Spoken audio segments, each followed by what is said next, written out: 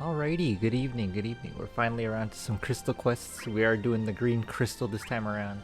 Just so I could get a few abilities for Ace. And we did bring Sephiroth and Iris just because I think there's some very high damage output. We could kind of go for this kind of team comp and really just beat the bosses up before they could really do anything to us. There was initially the Hell House Shinryu that everyone got again, believe it or not, and that was very annoying, but you know. I decided to re-roll that because why would we want to deal with that boss? That boss seems kind of fucked up. And this is a Pain's intersecting wheels, I believe, so you know.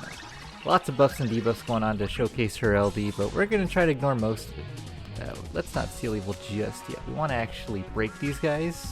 Or not break, but we want to cleanse their debuffs and then remove our debuffs before we apply Aerith. Just to give ourselves enough room.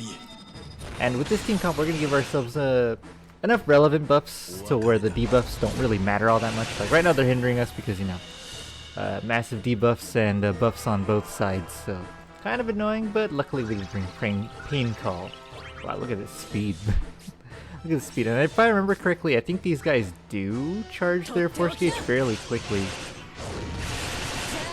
So we're going to want to charge a little bit, you know, just so we can go ahead and beat these guys in the FR race. Because I do believe they have one of those annoying ones, the 20 turn ones, and it's a very specific FR condition. I think it's like grant a buff and cleanse all their debuffs or something like that. Something that only really Pain and I think Zack could do it as well. I think Zack could also fulfill that FR condition, but we're not on the Black Crystal, so not really an option for us with our current roster of green. But the fight's going to be fairly simple. We're just going to do a big damage with Sephiroth and have Iris copy it. And with Rem in the party, she's gonna just enable the EX for Iris to really go off and really just take our damage to where we need it to be. And you know, between Iris and Sephiroth, there's a lot of Brave control here as well, so we're not gonna have to worry at all about what these bosses potentially do to us. I would like to beat them before they get to their 80% threshold. Just because I think that's when they actually, start mitigating our damage pretty heavily. So we're gonna charge just a little bit more. Little greed.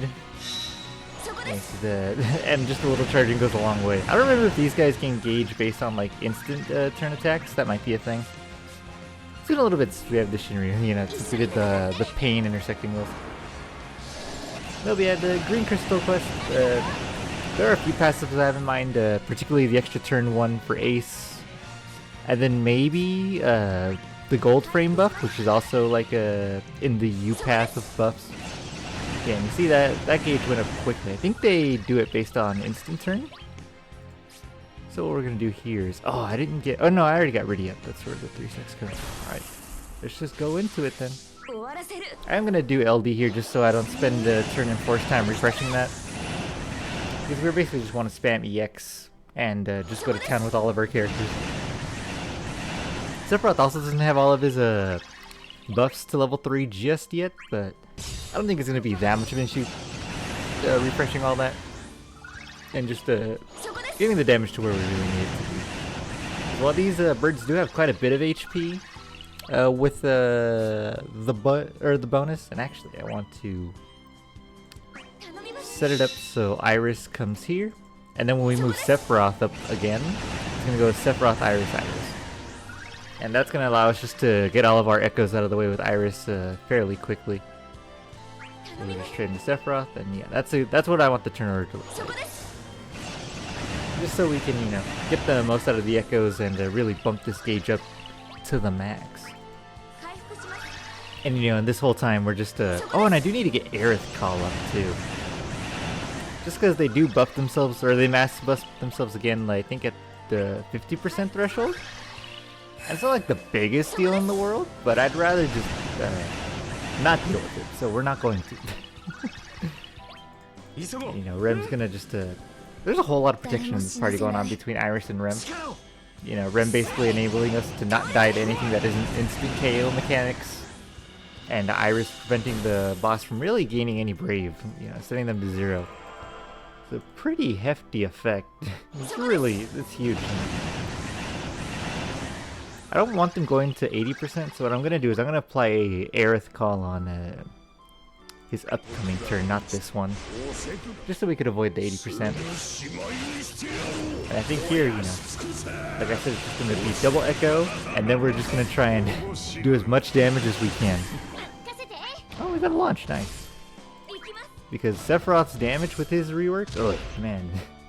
Man, is it a doozy. It's a fuck ton of damage he gets. Yeah, because I do believe it's his EX and his LD buff that needs stacks to go to 5. And that's not going to be that much of an issue.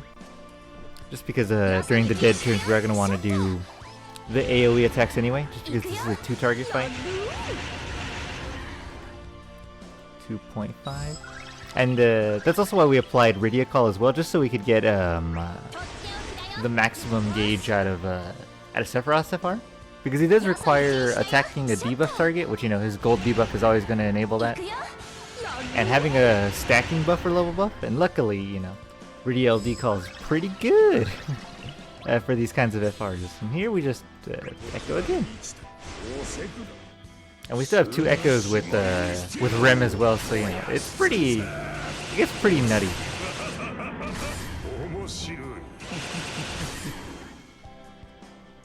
103%, and we're not even done. They afflicted themselves with debuffs. Oh, and I was totally supposed to put on Aerith Call, wasn't I? Lamau. Here, we'll do that right now, actually. Let's go ahead and switch into Sephiroth. We could have just done double Rem. But lately I've been opting for her instant turn to go into another character. I don't know, it feels better that way. Something about doing double Rem, or Rem into Rem again seems kind of like whatever to me. Maybe I'm weird. Maybe having this at 640% is better. Ah, who cares? I did what I did. Now we're just going to go ahead and make sure they can't buff themselves anymore. Get rid of that mechanic entirely. Because that's pretty good. I don't think they cleanse themselves either. Yeah, 9 turns, 580% will be fine. Okay, we'll just start with refreshing EX. And then we'll refresh the LD. And then from there we just go straight into Octaslashes. Yeah, these I have a feeling these bosses aren't going to live very long. Because Iris's EX is a pretty fair and balanced ability.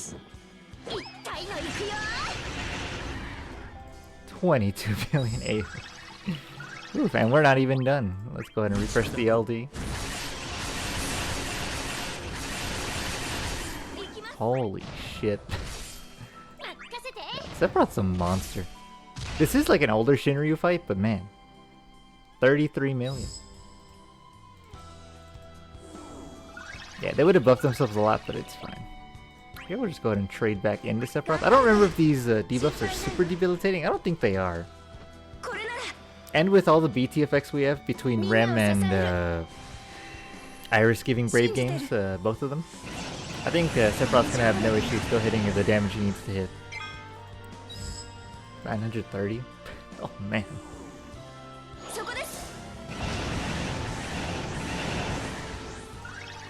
Well, I guess we'll see if that's actually true. Let's go ahead and yeah, I think we Octaslash, right? Because if I remember correctly, Iris copies the damage done to that target and then does it as AoE damage. And if it counts launch, that's going to be pretty gross. Okay, so that was 50 million. So we have to target this bird right here on the left. It looks unoptimal, but I believe that's how it works. We do have to target the exact same enemy that Sephiroth hit. And I think that should be the end of the fight. Oh, not even. That was 54 million and then like 7 million splash or something. Alright, let's just do it again. Yeah, this boss just kind of melted. Yeah, screw doing the Hell House. Well, we have these free rerolls. Abuse it while you can, because that Hell House, one too many mechanics to make a non-specialized team for it any fun. But yeah, there you go with Green Crystal. Actually, we're gonna go ahead and go to the Crystal Room after this, just so we can see what we're going for. I think I'm pretty sure I'm gonna go up for the U passive abilities, but I might change my mind while I'm there. So I'll see you guys at the Crystal Room. Give me 1 second. Alrighty, we're here at the crystal room, and I'm pretty sure this is the passive I'm going for. U2. I also want U1 as well, so that's pretty good for us. Both the passives I want are right here. And I think afterwards I might go for D3. Just because in green we also have Rydia and Galoof. So, you know, getting them to slow down is going to be a big deal for off-turn strats. And there's another speed down passive here too in D5. Is it D5? No. Is it D4? I know there's another speed down passive around here. That's pretty good. Oh, here it is, D6. Slightly lower zone speed. So, you know, D6 and D3 on Rydia and Galoof is kind of absurd. But for now, we're just going to focus on the U1 and U2. And maybe down the line, I'm going to get U6 for Ace. Just because LD use +2. It negates your EX ability. Like, you can't actually gain it anymore. But Ace's EX are kind of random, and they're not always super helpful. So I feel like this is just going to be a lot better in the long run for him. But for now, we're just going to go ahead. Actually, we don't need to do this one at a time. We just go 2, 3, 4, 5, 6. And I'll leave 100 left just because there's no need to really, you know, expand the branch anymore. And next week, we'll probably go ahead and finish off this U2 passive and then try and get the U1 afterwards. But there you go, boys. Road to Green Crystal #1. Take it easy.